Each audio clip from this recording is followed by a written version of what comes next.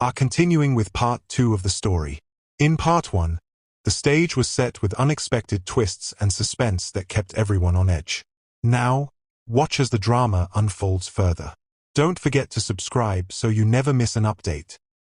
One evening, as the sun was setting, Boni came home earlier than usual. He was wearing clean grey trousers and a smart long-sleeved shirt, well ironed.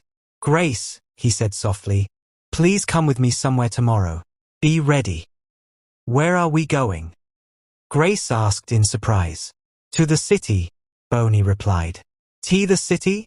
she repeated, almost shocked, as if she had not thought of the city since her father was buried.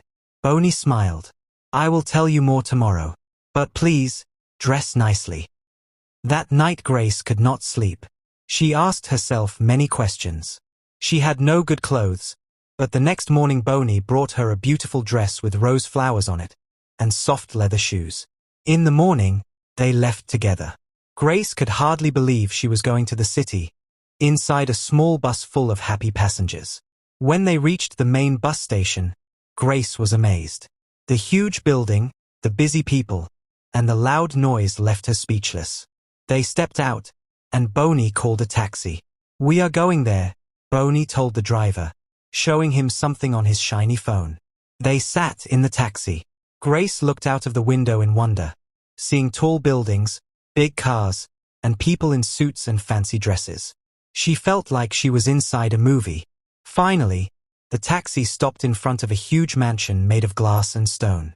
Grace almost forgot how to breathe. There was a guard at the gate, a modern kitchen outside, and a garden full of beautiful flowers. "Boni, where are we?" Grace asked nervously. Boni smiled. "You will know when we go inside." The guard opened the gate with respect. As they walked in, Grace was even more shocked. 3 cars stood neatly parked, a black SUV, a silver family car, and a small red sports car. "My God, all this!" Grace whispered, trembling. But the real surprise was inside. When they entered the mansion, Grace froze. The living room was huge, with a golden ceiling, silk curtains, shiny floors, and the sweet smell of perfume. It felt like a palace from a fairy tale. She stood at the door, unable to move, her eyes wide open. Boni turned and looked straight into her eyes. "Welcome home, Grace. I want to show you who I really am." Grace stood shaking. She looked at the living room again, at the white curtains moving with the air conditioner breeze, at the shining floor, at the giant TV in the corner, at the glass table filled with flowers and books. Boni led her gently to the sofa. They sat down. Grace was too shocked to speak. Boni smiled kindly, then went to the kitchen. He opened a big fridge and brought back a cold orange juice. He handed it to Grace. "Calm down. I know this is a lot," he said gently. Grace took the juice with trembling hands. She still could not believe it. The same man who ate ugali with her by hand, who washed his own clothes, was now standing in front of her in a palace like a king. Boni sat down again. He looked at her calmly, then spoke. "Grace, today I want to tell you the whole truth. I am not just a village worker. My real name is Boniface Capruto Mwangale, and I am HID, the head investigator of the government's Internal Security Department." Grace gasped. She almost lost her breath. What are you saying?" "Yes," Boni said firmly. 9 months ago, I was sent secretly to live in our village, pretending to be poor. The mission was to investigate the murder of a rich man called Mr. Magoa. He was linked with powerful politicians and owned much land, but greedy people killed him for his property. The government needed someone undercover, someone nobody would suspect. "And you?" Grace whispered. "I was chosen. I wore simple clothes, carried heavy loads, worked with sweat. No one knew me. I mixed with people, listened, and gathered information. Finally, I got all the evidence.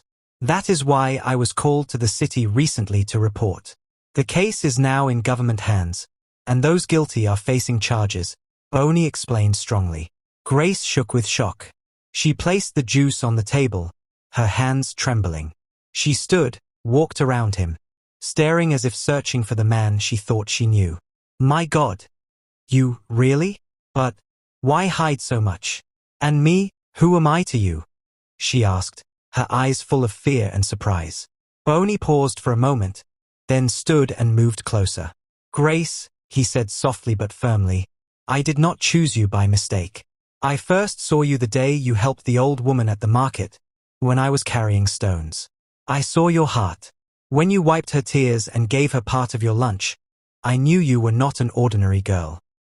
Grace's eyes filled with tears. She never knew that her kindness had already planted a seed of her future. I saw you every day, working hard in Tresha's house, suffering silently. Yet you stayed humble, respectful, and faithful. That is why I decided to marry you.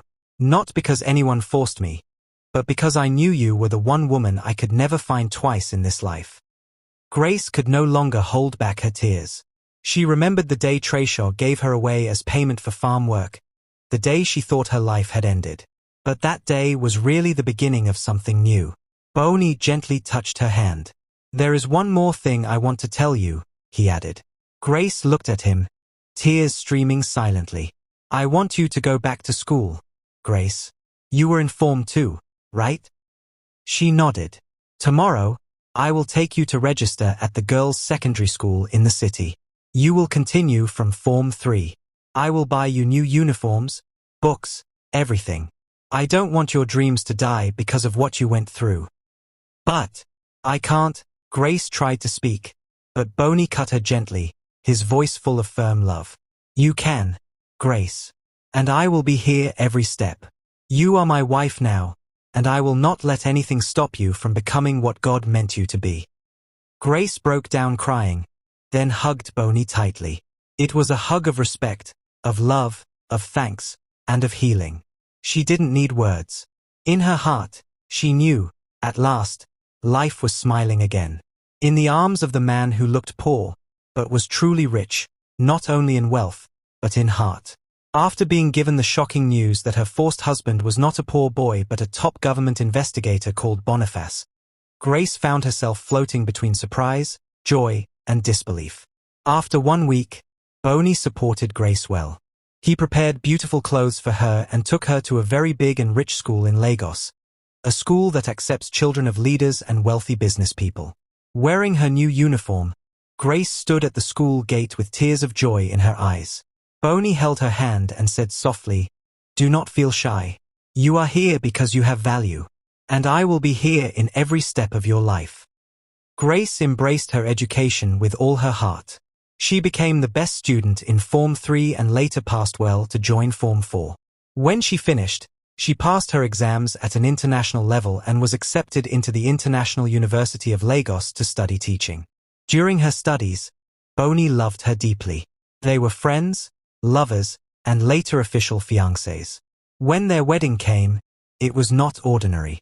It was held in a beautiful garden, with guests including ministers, government leaders, journalists, and even Grace's teachers who came to witness the victory of the girl who was once rejected and abandoned. When they returned to the village in luxurious cars, 2 Range Rovers, 1 Mercedes-Benz, with a convoy of bodyguards dressed in black suits, the whole village stood in shock. Children ran after the cars, mothers came out of their houses, and some even thought it was the president's convoy. Tresha, the stepmother, when she heard the sound of the convoy heading to her home, her heart started beating fast. When she opened the door and saw Grace stepping out of a white luxury car, wearing an elegant gown and modern glasses, she fell to the ground in shock. Grace quickly ran to her, lifted her gently, and hugged her with tears running down her face. Boni stood behind her, bowed respectfully before his mother-in-law, shook her hand and said, Mama, Grace has taught me the meaning of forgiveness. We believe everyone deserves a second chance. Tresha cried with pain and shame. Forgive me, she sobbed loudly. I wronged you so much. I never saw your value. I thought you would bring us a curse. You gave me a life of struggle, Grace replied calmly. But through it, I learned to have a heart of faith and forgiveness. They built Tresha a modern house in the village, with solar electricity, clean tap water, and a living room with a modern TV. She began a new life with dignity. Grace continued her studies until she became a respected university lecturer. She taught students with great love and gave them hope just like the hope she received. Boni continued with his work as an investigator and in business. Together they raised their children with good morals and great love. Grace's life became full of joy.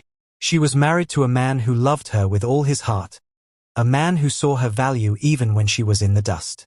And now, she was a teacher, a mother, and the queen of her home. Did you enjoy this inspiring story of Grace? The story of a girl who was hated, rejected, and forced into marriage, but finally loved, educated, and victorious through a heart of faith. White right pointing backhand index. Don't forget to subscribe to our channel for more touching and inspiring stories like this one.